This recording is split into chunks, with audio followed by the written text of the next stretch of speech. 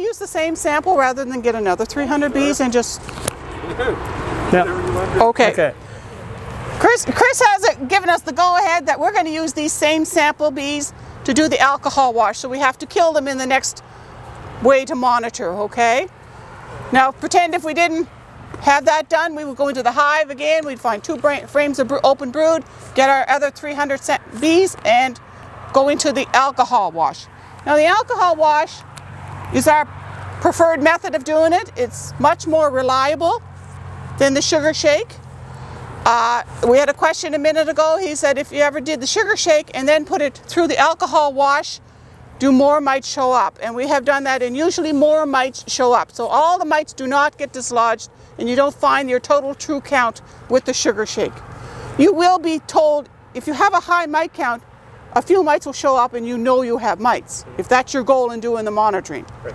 But if you want to know how many mites are in your hive, to know if it's treatment time or not, you may have to go to a more accurate method. Okay? Right.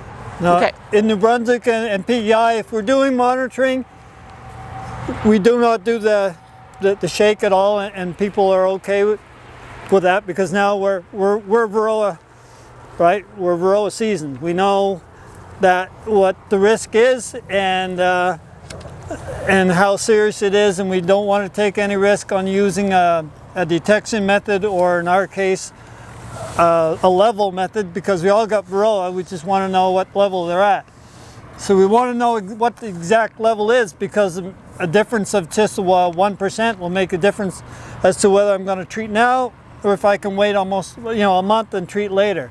Big economic decision, because it involves, do I take my honey off now and lose my fall honey, or will I be okay with the Varroa count that I have now and go another month and get my honey and then treat? So you got to know, right? You got to be precise. So we don't rely on the sugar shake or sugar roll method. We go with the alcohol wash every time. So what's the main problem with the sugar roll? You don't?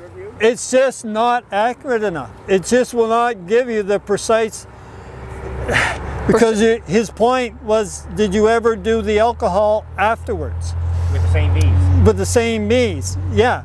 And if you do, you'll always get more mites. So that means that if you only have, here in Newfoundland, let's say it was an early incursion and you only had 1 mite available to catch in the whole hive, or a few mites, you want to get it. It may not show up in this monitoring. That's my point. Yeah. If you use that, it may not show up. If you use alcohol, you've got a much greater chance of it showing up. So by being a pacifist, you could actually miss.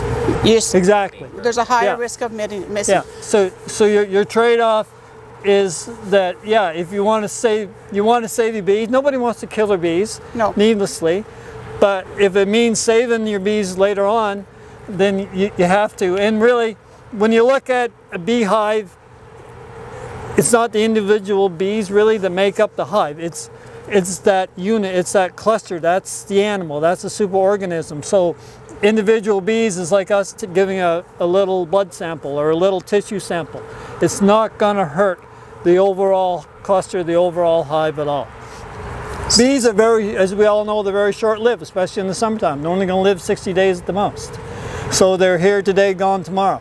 It's the new bees that are coming up that you want to have healthy, and you want to have them protected. And if the old girls have to sacrifice in order for you to do that, that's the way we look at it, and that's what you have to do. A strong, healthy colony with 40,000 bees, what percentage is this, really?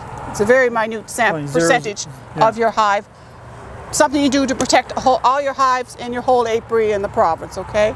But we go with the more reliable, which is called the alcohol wash, because in New Brunswick we do have mites, so we need to know at all times in our beekeeping season what our mite load is.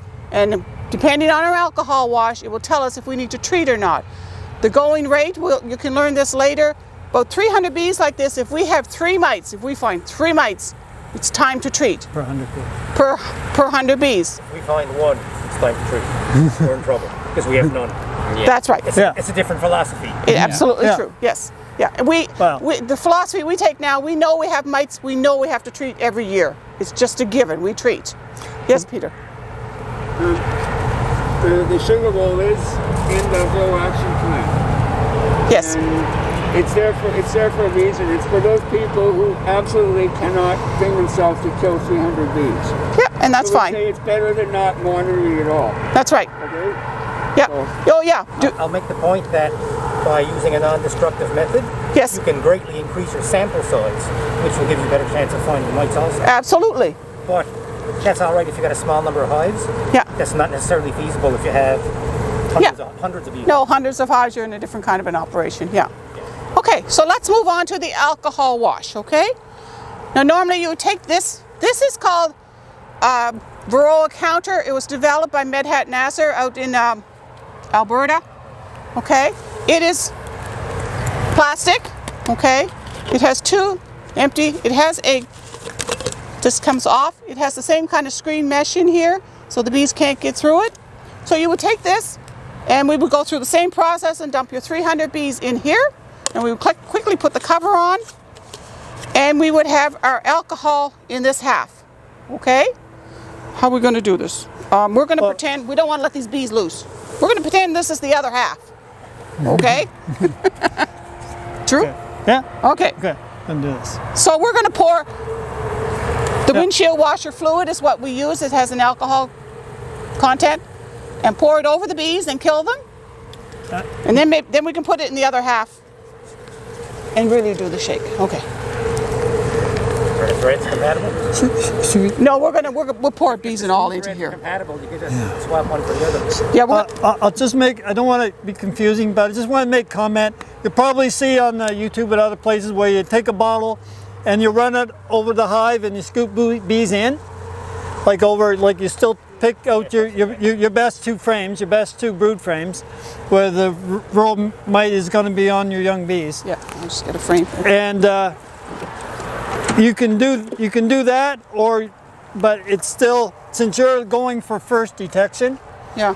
it's best to do the cross section where you take the full, like what we just did, take 2 or 3 frames, shake them into a bucket, and then scoop your right out of the center of that. You're going to get a better cross section sample than just taking, what we do in New Brunswick for a short, well, it's not a shortcut, but actually the commercial guys, we do what we just did here. We shake them into the pail, and then we scoop out of the middle, because like I said, we got to know. We have to know the exact number of what we got there as close as possible. But for just doing, when we go to a yard and somebody says, well, I didn't treat last year because I didn't think I had to because I didn't see any Varroa. Okay. And then I asked, well, do you want to check now, just in case? Well, yeah, sure, go ahead. So I'll just take a frame out like this and just take the bottle, take the frame over the hive at this angle about, and the bottle this way over the bees, and the bees will just do a backflip right into the bottle. If you go this way, the bees will hang on to the frame and it'll scrape, and it doesn't work. You got to go backwards, and you just touch their backs and they just drop right in. It's really nice. And then we have a line on the bottom here where it's a half a cup, and then we know when we got enough bees, and you go from there. So that's the other thing, the other way it could be done. Okay. Okay. In order to get the bees and the alcohol into this, we're going to have to kill them in there so we can transfer them.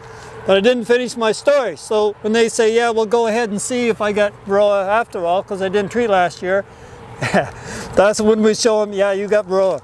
And it just takes that quick scraping of the bottle over the frame method to show them. And then they realize that they better treat very quickly. So it doesn't take much. Explain between winter and summer fluid. Yeah. So about that much is probably plenty. That's enough to cover? Is that Yeah, it's just enough to cover them. So about a third or quarter of the bottle will do. Explain what you're using, not summertime. So windshield washer works very well. It's got to be the winter, because that's got the alcohol, that's got the product in it that actually kills the bees. The summer is just mostly soap, and all you get is soap suds in it. Doesn't kill them very well. I just ask a question about the windshield washer. Some of the people here today are on some of the Facebook groups where there's some debate about whether that's okay here in Canada to use that -40 winter stuff. Yeah. You know, like Randy Oliver's been, you know, talking about you should use dishwasher soap and this and that and everything else. And so, you know, what's the evidence that that works perfectly well? That Canadian -40-degree windshield wiper wash. Well, it kills the bees and it knocks the mites off the bees. That's all you need to do. And it knocks the mites off, you know, in enough numbers and quickly enough. That stuff. Yeah, it does. And it doesn't all set up. And it works well. I know some will say it has to be just the regular, like rubbing alcohol, at least 80%, but it doesn't have to be. But if you have that instead of windshield washer, That's fine. Okay, perfect. Yeah, that's fine. Cheap and you can get it anywhere. Yeah. So I quite vigorously, like really shake it, and you will get some suds, the more vigorous it's shook. And for about a minute or two, just really beat them. This way where they're already dead and drowned, they don't mind being beat against glass. Randy Oliver says knock the fingers off. Yeah, you will get some bee parts.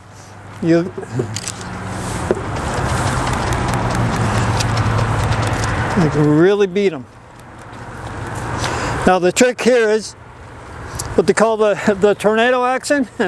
If you just go straight up, some of the mites can be filtered to the bees and stay in the bees and not get down in the bottom in the fluid. So the trick there is to try to get the fluid around the outside like that, and then it goes around the outside of the bottle and down quicker than going through it, directly through the bees.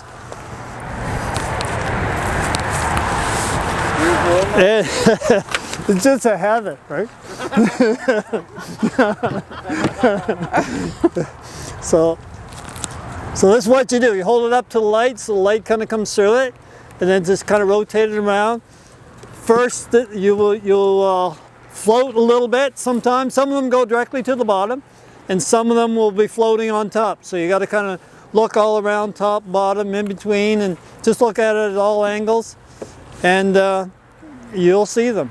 Actually, there's little pieces of dirt here, which is a good example because they'll be in with the Varroa, and until you really get used to seeing Varroa, but I hope you never do, they'll the little pieces of dirt will throw you off. But I'll pass that around because this is typical. That those little pieces of dirt, like we have to, every time you got to sort those out. You have to because no matter how many times we do this, you say, oh, there's 1, 2, 3, 4, 6. No, that's dirt. 8, 9, 10. No, that's dirt. That's dirt. And then you got to kind of backtrack and then really zero in on the actual shape of Varroa to get the Varroa from the dirt. If at the beginning when you're trying to distinguish and learning, what you can do is take the alcohol there and put it, take a little bowl and put, you know that cloth you do to strain honey? Cheesecloth, or more the honey strainer cloth, and pour that over it, and then that will go through, and then your mites and your dirt will stay on it, and you can really move them around and just kind of to educate yourself what they look like. You see them better. Yeah, you can see them better. So see the little bits of dirt there? Yeah. So that's about the size of a Varroa, actually. Yeah. It's very close, about the same color. Except you got it. When in doubt, I guess get a little hand lens or something and you can always get a closer look. Yeah, if you need to. Yeah, you can. But the Varroa, of course, has that distinct oval shape with the smooth edges. Right. That's what really determines the difference between it and dirt. Yeah. That Varroa counter is commercial. You can buy this. If you want to do it on the cheap side, you can make one of those things. It's very simple. It's just the screen. You can use the mason jar bottle, pour it like we did, shake them up, and then pour it through a tub with the cloth over it. You know, you can, the same idea with it. The dirt.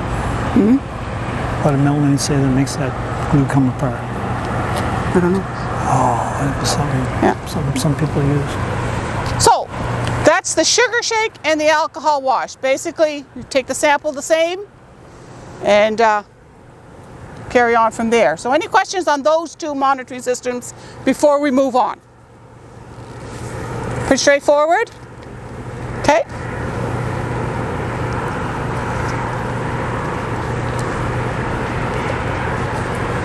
So it's used for monitoring to see if you have Varroa or not. It's also used to see at what level your mites are at for later on.